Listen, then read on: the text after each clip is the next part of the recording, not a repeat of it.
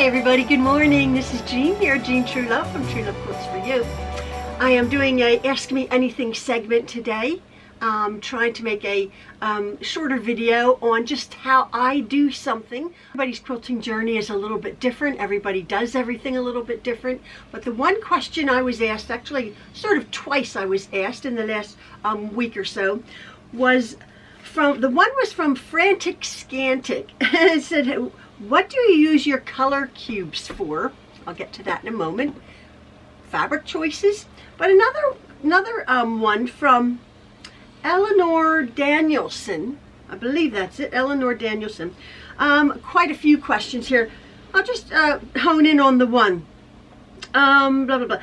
How do you think about colors in art?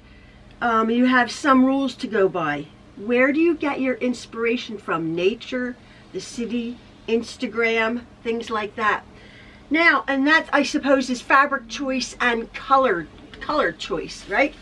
I've been told quite a few times that my quilts that I have made in the past, the colors seem to go together well. I don't have a hard time choosing colors, choosing fabric. It comes naturally to me, but I realize that maybe it doesn't to some people. And there are some handy hints along the way, handy tips that can really help. The one I think, as you know, I've done quite a few videos on, is the color wheel. All right, this is the www.creativecolorwheel.com. This is made in America. You can get a color wheel online or at a local art supply craft store for just a few dollars. And it really is a handy tool in helping you to figure out what colors go together. There's a color theory. There's warm colors, cool colors, huge tints, tones, and shades. And in quilting, because there's a tremendous variety of fabrics that you can go in a fabric store or totally be overwhelmed online thinking, well, I like that color, but does it go with that? And I'm spending a lot of money for fabric. How can I get it right? A color wheel is an excellent tool to study. I've gone into that. I won't go into that now, but I totally love my color wheel because science has taken the guesswork out of it. That's one thing. Now, as was it Eleanor or Frantic Scantic had noticed that I had gotten my color cubes here. Now, these color cubes are very popular. These in particular are new to the market. But color palette and color theory and selecting colors are a big thing online. You can Google color palette, and there are color palettes for makeup, for quilting, for art, for watercolor, for oil, for home decor, for interiors, for painting your home. Colors, very, very, very important. For makeup, I mean, my favorite color is red. I did not put this shirt on because of that. I just love watching myself. I have red. I love the color red, but even like in matching your skin tone, there's a new thing. Oh, I think about 50 years ago I got color coordinated. I don't know if red is my color now. Because of your skin tone and your hair color, whatever my hair color is at this point, it's white. But it looks brown. So color is so very, very important in every aspect to make it pleasing. So, you know, you put something on and you're like, I love that in the shop. Why doesn't it look good on me? Color, important. So let me get to these little color cubes to answer that question. These are from Sarah Renee Clark, okay? And I saw these advertised as volume 1 and volume 2. And I just think, I don't really need them, but man alive, they're just visual treats. It's just I'm a visual person. And what it is there's photographs of you know, this one is a beautiful little squirrel on a brown squirrel on a brown tree with a green background, okay? And you're thinking, oh, that's nice. But when you turn this color card around, after you see that photograph, which is very subdued, very neutral, in this picture here, there are 15 different colors. And you turn the card around, And you see that there's marigold, rust, dark burgundy, dark green, and kale. 6 different types of green on that one. So many visual treats, but it gives you the an idea of in nature what colors go together. Now there is a beautiful bird, and that one bird, you think, oh, it's a blue bird and a green background. Apple green, orange, stone blue, sky blue, and light blue. So if you went to do a quilt, maybe even a collage quilt, you could grab 15, 20, maybe even 30 different fabrics in those different shades of color. And take this to your color palette, your color theory, your color system, whatever it is, your chart, your graph, whatever it is, to the store. You don't have to spend a load of money. Just download or put it up on your phone. There's apps for it. And go take a colored card and then choose fabrics. Now, along with, I don't want this to go on too long, but because I could talk about color all day long. Again, these are Sarah Renee Clark's. They're a little bit pricey, but boy, they're just wonderful. But I just want to show you what I've pulled here for a real life example. I just pulled, as you know, I have an extensive stash of fabric. I'm very, very blessed. So I'm just for demonstration purposes, I pulled this card, and it's it's a beautiful, let me see. It's a beautiful seascape with sand and water. Beautiful, beautiful. But in that picture there's mint, seafoam, cream pink, apricot, and terracotta. You think, it's a pink and blue picture, right? You think you see 2 colors. Well, the artist could see 20 colors. That's the whole point. Your different hues, your different shades, your different tints. Now, what I did is with that picture as an inspiration, what I did is I chose these fabrics from my stash, okay? And I have my peaches and my blues and my lavenders, my pinks, again, my peaches, my pinks, my salmon, my bright yellow, my deeper blue, my silver. And then I thought, well, okay, I could make a quilt that would be looking very springy, very fresh and very pastel. But then I grabbed, nothing to do with this picture, but then I grabbed perhaps what I would deem as a focal fabric, my focus fabric. And look what I could grab. I could grab this, I have a ton of it here. I could grab this black with all of the pastel shades. Do you see that? And just one fabric brought into this mix, perhaps as my focal fabric, just makes the quilt zing. Now, talking about focal fabrics, if you're brand new to quilting, what you can do is you can go into a fabric store, and you can find a piece of fabric that you love. Find a bolt of fabric that you just gravitate towards, whether it be maybe like a reproduction or a maybe like a modern, like a K facet. There's all sorts of genres in quilt stores or online. Whatever your desire. Romantic, you want something with florals, vintage looking, maybe even like cartoon for like a child's quilt. Whatever is in your mind, hone it down, and either ask the store owner or go online and type in, and you will find fabrics, a focal fabric that you love. Now, say you love this black fabric here. Again, I just pulled this from my stash. This is a black fabric with a red rose, a yellow rose, and green leaves on a black background. So there's 4 colors. There's 4 colors on that fabric, right? Well, I was looking through my color thing here. Say I like this. I was looking through this, and I just happened to pull out this card. Now, this card is a table full of beautiful fruit, right? It's just a table full of beautiful fruit. So there's navy blue, there's dark blue, imperial red, Kelly green, blood orange, and mustard. But when I see that card, I see this fabric. It's a stretch, I get it, but just bear with me. So I see this fabric. So what I did is I went to my stash here, and I pulled these fabrics.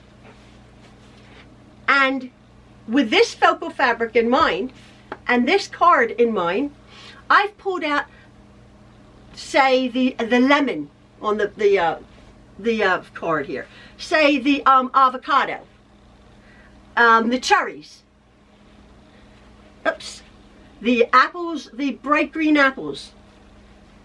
The pomegranates. Of course, you needed bright orange. And then maybe a kiwi fruit on a black tablecloth. Okay? Now those fabrics that I've pulled here, all of these fabrics, coordinate with my focal fabric. And yet I've chosen, say, 1, 2, 3, 4, 5, 6, 7, like 9 fabrics of different colors, but there's only 4 colors on there. But there's 4 different shades of green. There's maybe 5 different shades of red in that rose. I see peach, I see pink, I see pale, I see like a crimson. The yellow rose is, it's a golden, it's a yellow, it's a greeny yellow. You get the picture, you get the idea here. So choosing fabrics isn't as hard as you might think. Because they're very expensive, you have to be careful. One more that I've done real quick here, I don't want this to go on. I've grabbed this, and I just grabbed this randomly and then went shopping. This is a sweet little image, and basically you see blue and yellow. You see blue and yellow. But the photograph, you can see mustard, terracotta, auburn, sky blue, and marigold. And again, you turn this over, and there's 15. You can have 15, 20, 30 different color combinations. And that's what I did with this group. I pulled out, I've had this forever. I pulled out this rather boring orange with a little yellow, cream, yellow duckies, a blue flower in the middle. But then I pulled out these different fabrics. Of course, I pulled out the blue, I pulled out the boring beige, I pulled out the yellow, very expected, and then I pulled out a bright orange, right, because this is orange, and then I pulled out another blue, but then I pulled out this dot that has all of the colors, but it's very unexpected. Has a few more colors, has purples, it has hot pinks that aren't in the fabric. But if I made a, and this is my focal fabric, my point is, if I made a block, simple block, again, this is for beginners. If I made a block with these different colors, all right, maybe a 2-block looking quilt. If I made blocks with these different colors for the body of my quilt, and then did a border of my focal fabric, I know that that quilt would look fabulous. Again, this is very basic. A lot of quilt manufacturers have done the work for us. These are fabrics put together by the manufacturer from their own line. So you know that these reds and pinks go with these greeny blues that go with the neutral whites here. You know that. So, and these are fat quarters, so you can also go to the manufacturer and get, you really like this top this top print. They have that in yardage probably online. Another thing, I love my panels. You know I love my panels. I had looked at this panel. I forgot I had it. This is old. This is 2017. This is a Beauty and the Beast, Disney, for Springs Creative Products. Non-commercial, home use only. Other uses are prohibited. Do not use for children's sleepwear, of course. This is a panel of the Beauty and the Beast, as you can see here. But what I'm not talking about the panel, but you can get an idea of a panel of all of the colors that go together. Now this panel, I see reds and purples and greens and whites and peach. I see blue and green. I see maroon. I see lavenders, tans. I see white. I see different shades of pink, purples. So the manufacturer has put together the most beautiful colors in a panel. So again, you can go online, look up a panel, and you can get ideas of what colors go together. Now somebody might say, oh, well, I want to make a quilt for my boyfriend's, my son's girlfriend, and she likes beige. She likes beige, and she likes gray, and she likes tan. And she doesn't necessarily like quilts. Well, don't make her a quilt. You know that. But say somebody loves your quilts and they like to, again, neutrals. This is a panel that I pulled from my stash. And what do I see here? This is like a vintage looking, but look, I'm looking in the viewfinder and I see cream, right? But do I? I see it's a hot air balloon, vintage looking with the Eiffel Tower. But there are yellows and grays and black and tan and cream and all different shades of gray, beiges, there's whites and creams, bright yellows, there's golds, sort of like a rust color, and yet all you see when you look at this is sort of a cream panel. Anyway, hopefully you get the idea. Colors are wonderful to use, but because it's an expensive hobby, you don't want to be going out. And also, again, this made for what it's worth, when you make a quilt, the binding is so important. So very important. But you have to, I always think, you look at a quilt and you say, oh, it's a happy quilt, or it's a serious quilt, or it's a child's quilt, or it's like a quilt for my grandfather. But the binding on your quilt will really make the difference. As you know, I love to bind quilts in a striped fabric. That immediately, if you use a striped fabric for your binding, that immediately happies up the quilt. Immediately. It's this little tiny frame that on the edge of your quilt, that whatever binding you use, a black and white, or red and white, or stripes like this, immediately it brings it up to almost to like a carnival looking happy quilt. So that binding is such an important, such an important aspect of your quilt. Again, a dot, a polka dot, also for your binding, makes a sweet edging. Maybe not as carnival-y, but makes a sweet, very appealing looking. So don't discount your dots if you're in a store in the colorways, and certainly don't walk away from stripes saying, well, I don't want to work with stripes. I have almost every stripe fabric in the book that I can pull for binding, because it just elevates your quilt a little if that's the look you want.